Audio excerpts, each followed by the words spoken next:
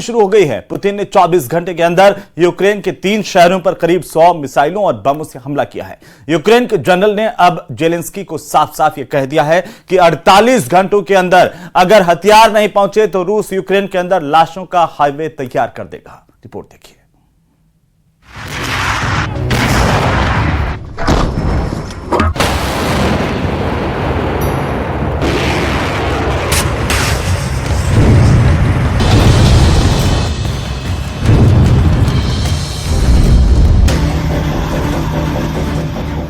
रूस के रक्षा मंत्री ने इस नई हैवी मशीन गन को देखकर बता दिया है कि यूक्रेन के कौन से टारगेट अब खत्म होने वाले हैं। 3 बैरल वाली ये हैवी मशीन गन खासतौर से ड्रोन को खत्म करने के लिए बनाई गई है। इसमें रिफ्लेक्स साइट भी लगी है ताकि निशाना चूके नहीं, ड्रोन 100% मारा जाए। डिफेंस मिनिस्टर सरगेई शोइगु ने वो ड्रोन भी देखा जो खासतौर से ग्रेनेड ड्रॉप करने के लिए तैयार किया गया है। इसके बाद रूस के कमांडर्स की वो मीटिंग हुई जिसमें यूक्रेन को बहुत बड़ा शॉक दिया जाने की तैयारी हुई। मई 2024 यूक्रेन के लिए वो आफत लेकर आया है जिसका सामना ज़ेलेंस्की ने अभी तक नहीं किया है। यूक्रेन को डर है कि मई 2024 में रूस ने उसके 100 टुकड़े करने का प्लान बना लिया है। खतरा इतना बड़ा है कि यूक्रेन के जनरल की तरफ से होश खो देने वाला बयान आ रहा है। यूक्रेन के कमांडर ओलेक्जेंडर सिरिस्की ने पैनिक बटन दबा दिया है। जनरल सिरिस्की ने कहा है कि रूस पूरी फ्रंट लाइन पर आग बरसा रहा है। सबसे बड़ा खतरा उस फ्रंट को है जहां कुछ दिन पहले ज़ेलेंस्की ने दौरा किया है। ट्रेंच में घूमकर ज़ेलेंस्की ने देखा कि रूस की फौज कितनी दूरी पर खड़ी हुई है। ये डोनेट्स्क के आसपास का फ्रंट है और यहीं करीब में ही चशीव यार इलाके के 3 तरफ रूस की फौज ने घेरा डाल लिया है। अब इस इलाके में यूक्रेन के कमांडर ने दबी जुबान में बता दिया है कि रूस से बचना आसान नहीं होगा।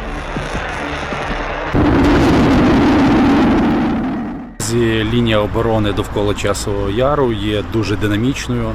Можна сказати, вона вся палає у вогні. यूक्रेन के कर्नल का डर सही है।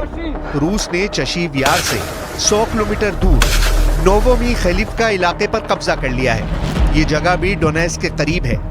हफ्तों की गोलीबारी के बाद रूस ने यहाँ ड्रोन से वीडियो बनाकर दिखा दिया कि उसका इलाके पर कब्जा हो चुका है। पुतिन अब रहम दिखाने के मूड में नहीं है। पुतिन को रिजल्ट चाहिए, इसीलिए मई के महीने की शुरुआत ऐसे हमलों से हो रही है। ये दक्षिण यूक्रेन की पोर्ट सिटी ओदेसा है और यहाँ काला सागर के करीब बनी इस इमारत पर रूस की मिसाइल गिरी है। इसे हैरी पॉटर कैसल कहा जाता था। Щоденні російські ракетні удари, щоденні спроби окупанта зруйнувати більше наших позицій. Все це можна зупинити, можна зірвати російські наступальні плани. Але для цього українська сила має спиратися на достатню підтримку від партнерів, на патріоти, які потрібні. ज़ेलेंस्की की बात अगर आपने गौर से समझी तो उन्होंने 3 बात कही है। रूस की मिसाइल कयामत बनकर बरस रही है। यूक्रेन को इन मिसाइलों को रोकने के लिए पैट्रियट एयर डिफेंस सिस्टम चाहिए और रूस के टारगेट को तबाह करने के लिए 155 मिलीमीटर के गोलों की जरूरत है। ज़ेलेंस्की को साफ साफ पुतिन का मई प्लान नजर आ रहा है। इसी प्लान की वजह से यूक्रेन पर 100 टुकड़ों वाला खतरा मंडरा रहा है। अमेरिका ने भी इस युद्ध को लंबा खींचने में कोई कसर नहीं छोड़ी है। $60 अरब की मदद यूक्रेन को पहुंचाने का ऐलान हो चुका है, जबकि $1 बिलियन यानी करीब 8,000 करोड़ के हथियार फौरन सप्लाई करने की तैयारी हो चुकी है।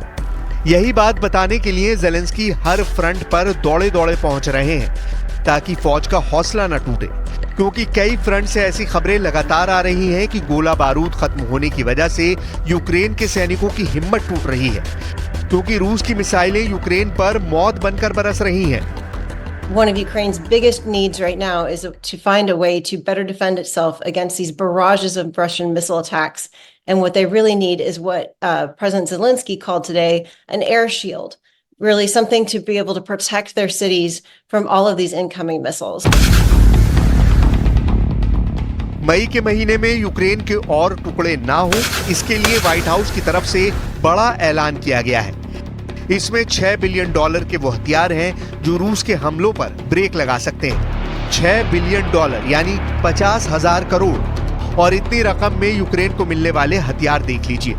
इसमें पेट्रियट एयर डिफेंस सिस्टम है, इसमें NAS AMS air defence system है, इसमें हाईमास मल्टी रॉकेट सिस्टम है, साथ ही 155 मिलीमीटर वाले तोप के गोले हैं। सवाल है कि ये हथियार कब तक रूस को रोके रहेंगे, कब तक नेटो व्लादिमीर पुतिन के इरादों को कमजोर करता रहेगा, जबकि अब तक वो पूरी तरह फेल साबित हुआ है। नेटो के चीफ कीव आकर जेलेंस्की से मिल चुके हैं, बड़े बड़े वादे कर चुके हैं, लेकिन यूक्रेन का युद्ध बताता है कि ये पूरी तरह पुतिन के कंट्रोल में है। इस बीच ब्रिटेन में प्रिंस एडवर्ड की पत्नी सोफी भी यूक्रेन पहुंची और ये दौरा अचानक हुआ। सोफी ब्रिटेन के शाही परिवार की सदस्य हैं और इस वक्त यूक्रेन में ब्रिटेन के हथियारों का बोलबाला है। सोफी की मुलाकात जेलेंस्की से भी हुई और उनकी पत्नी ओलेना जेलेंस्की से भी हुई। Documenting the crimes are extremely important too. So this is where it's really I was very pleased to see what the work has taken place here, and it is very much still in the early stages. But it's wonderful, and I'm pleased that the British government is supporting this humanitarian effort because it is really important further down the line. इस video में आप Zelensky का महल भी देख सकते हैं। इस युद्ध की सबसे खास बात यही है कि जेलेंस्की का महल यानी यूक्रेन का राष्ट्रपति भवन अब तक महफूज है। सवाल है कि क्या पुतिन वाकई इसे टारगेट करने में फेल रहे हैं या वो इस पर हमला ही नहीं करना चाहते।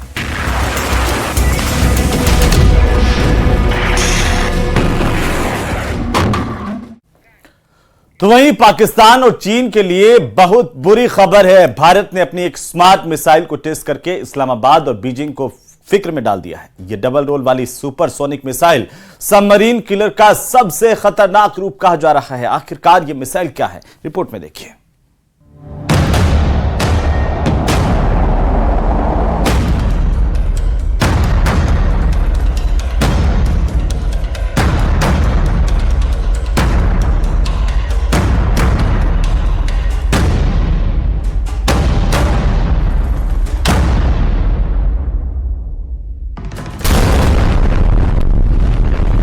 काउंटडाउन चला, फिर धुआं उठा और फिर गगनभेदी शोर,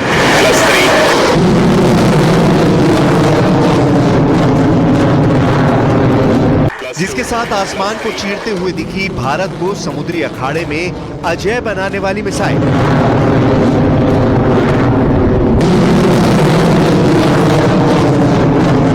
जिसकी तेजी का, तेज हमले का, तबाही का अंदाजा भी दुश्मन नहीं लगा सकते। यह है इंडियन नेवी का लेटेस्ट और एडवांस स्मार्ट वेपन, ऐसा अचूक ब्रह्मास्त्र जो समंदर की लड़ाई में दुश्मनों की सबमरीन का काल है। बुधवार की सुबह ओडिशा के बालासोर से लॉन्च हुए सुपरसोनिक मिसाइल से अटैक होने वाले टारपीडो को टकटकी लगाए दो दुश्मन देश ताक रहे थे, क्योंकि इस मिसाइल सिस्टम की रेंज और मार की डिटेल ने पड़ोसी दुश्मनों के दिलों में तहलका मचा दिया है। समुद्री अखाड़े में आ गया सबमरीन किलर स्मार्ट +2 +3।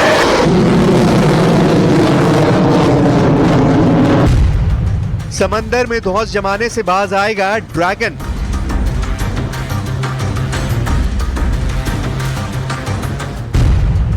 अरब सागर में पाकिस्तानी नेवी की हेकड़ी होगी गुल।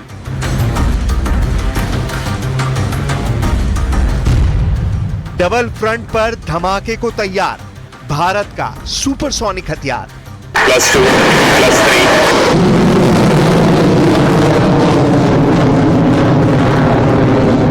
हिंद महासागर में चीन की चौधराहट की गांठ है। अरब सागर में पाकिस्तानी साजिशों का इलाज है।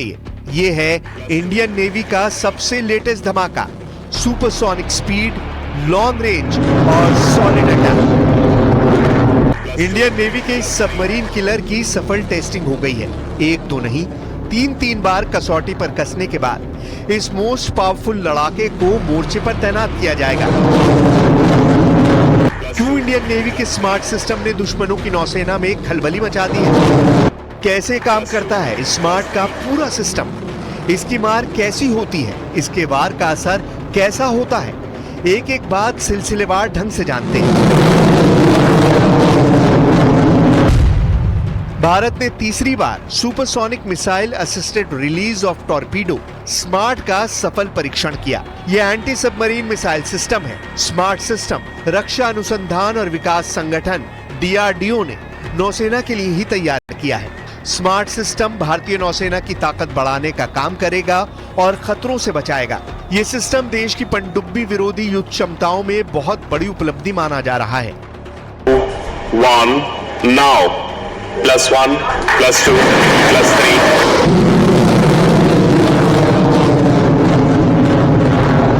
वजह है स्मार्ट की मारक क्षमता। ये दुश्मनों की अदृश्य पनडुब्बियों को समंदर में करीब 650 किलोमीटर दूर से दफन कर सकता है। असल में स्मार्ट सिस्टम दो हथियारों का मेल है, जिसमें सुपरसोनिक मिसाइल और पनडुब्बी किलर टॉर्पीडो की जोड़ी है। मिसाइल से तूफानी रफ्तार और बारूदी टॉर्पीडो से तबाही लाने वाला प्रहार। स्मार्ट सिस्टम कैसे दुश्मनों का काम तमाम करता है, देखिए। समंदर में मौजूद दुश्मन की पनडुब्बी को स्मार्ट सिस्टम से लॉन्च हुई मिसाइल 650 किलोमीटर दूर टारगेट बना लेती है। अगर स्मार्ट को ग्राउंड मोबाइल लॉन्चर से दागा जाए तो ये कैसे काम करती है, ये एनिमेशन के जरिए आप देखिए। ठीक ऐसा ही अटैक स्मार्ट सिस्टम बैटलशिप से लॉन्च होकर भी करता है। पहले सुपरसोनिक मिसाइल दागी जाती है। मिसाइल GPS सिस्टम की मदद से दुश्मन की सबमरीन की निशानदेही करती है और उसके नजदीक गहरे समंदर में टॉर्पीडो पनडुब्बी को एक झटके में तहस नहस कर देती है।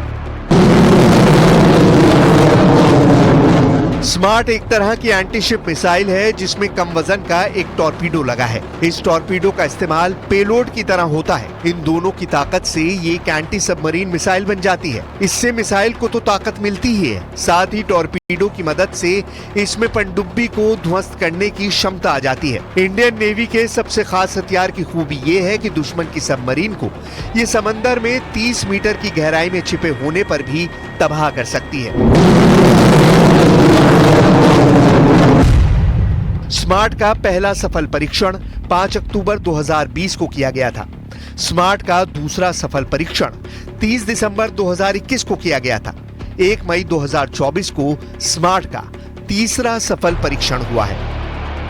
समुद्री अखाड़े में चीन की चुनौती को स्मार्ट की एंट्री ने बेमानी बना दिया है, क्योंकि इस एक हथियार से भारतीय नौसेना का दुनिया भर में मान बढ़ गया है। दुनिया में किसी नेवी के पास फिलहाल ऐसा अजय लड़ाका नहीं है। स्मार्ट सिस्टम से इंडियन नेवी की पनडुब्बियां और बैटलशिप को ब्लू बैटल ग्राउंड में बूस्टर डोज मिला है, जिससे साफ है कि अब पाकिस्तान और चीन जैसे चालबाज दुश्मन समुद्र में कोई भी हिमाकत करने से बाज आएंगे।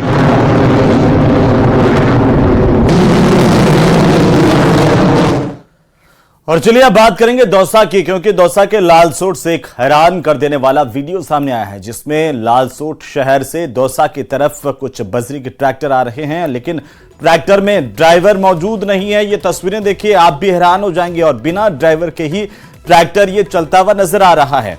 ये वीडियो सोशल मीडिया पर जमकर वायरल हो रहा है। दौसा के लालसोट में घाटा का ये वीडियो बताया जा रहा है। हालांकि ये वीडियो कब का है इसकी पुष्टि नहीं हुई है, लेकिन लालसोट का घाटा दुर्घटना संभावित क्षेत्र है। यहां पर कई बार बड़े सड़क हादसे हो चुके हैं। लालसोट से दौसा की तरफ आते वक्त भारी वाहन इस घाटे में नहीं चढ़ पाते, जिसके कारण आगे के टायर जमीन से ऊंचे हो जाते हैं और काफी मुश्किल के बाद वाहन चालक इस घाटा से अपने वाहन को पार करते हैं। लेकिन बजरी के इस ट्रैक्टर को देखकर तो लगता है कि वाहन चालक पूरी तरह लापरवाह हैं और खुद तो नीचे उतर गया और ट्रैक्टर की रेस को स्थिर करके घाट पर पार कर रहा है। राजस्थान सरकार की पाबंदी के बावजूद भी बजरी माफिया धड़ल्ले से परिवहन कर रहा है। और इतना ही नहीं, बजरी का परिवहन कर रहे ट्रैक्टर चालक यातायात नियमों की खुलेआम जमकर अवहेलना करते हैं। तो वहीं आपने बड़े बुजुर्गों से यह सुना होगा कि 60-70 के दशक में शिक्षा प्राप्त करने के लिए वे कई किलोमीटर दूर तक पैदल चलकर के स्कूल तक पहुंचते थे। युग भले ही बदल गया, मगर हालात आज भी नहीं बदले। भीषण गर्मी और लू के थपेड़ों के बीच बाड़मेर जिले के गांव के नौनिहाल टीन शेड के नीचे पड़ने को मजबूर हैं। ये रिपोर्ट देखिए।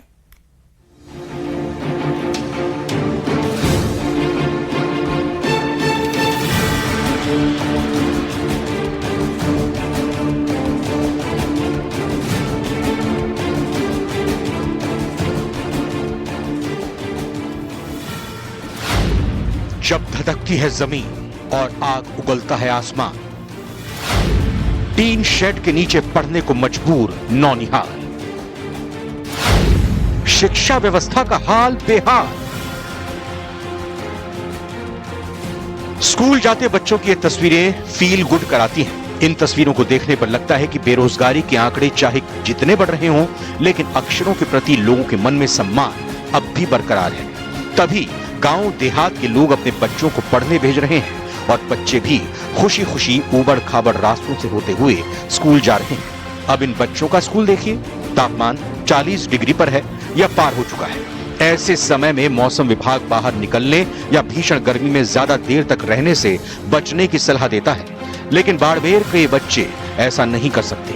अक्षर ज्ञान के लिए इन्हें प्यास और पसीने का दरिया पार करना ही होता है।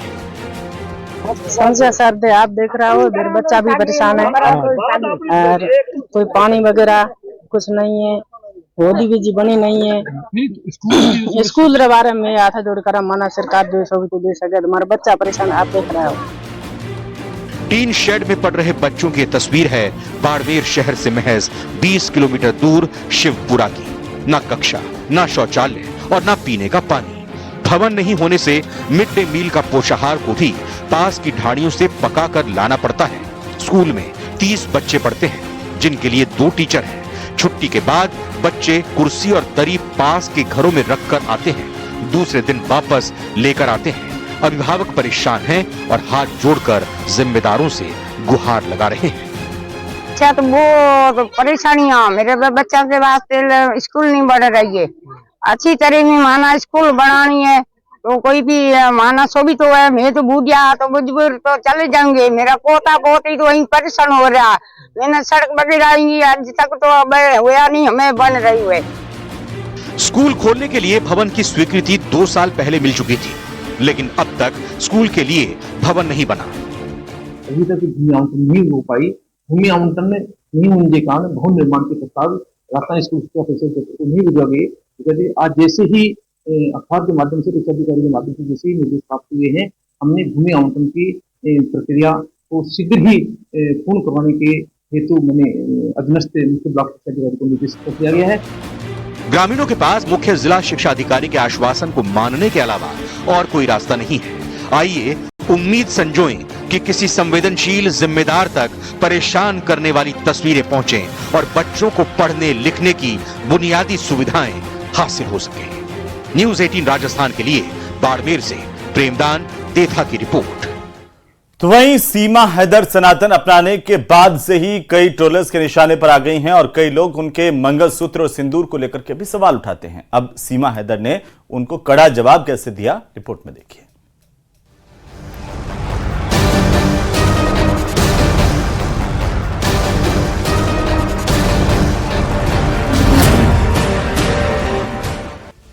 सीमा हैदर जब से पाकिस्तान से भारत आई हैं, तभी से उसके नाम का शोर चल रहा है।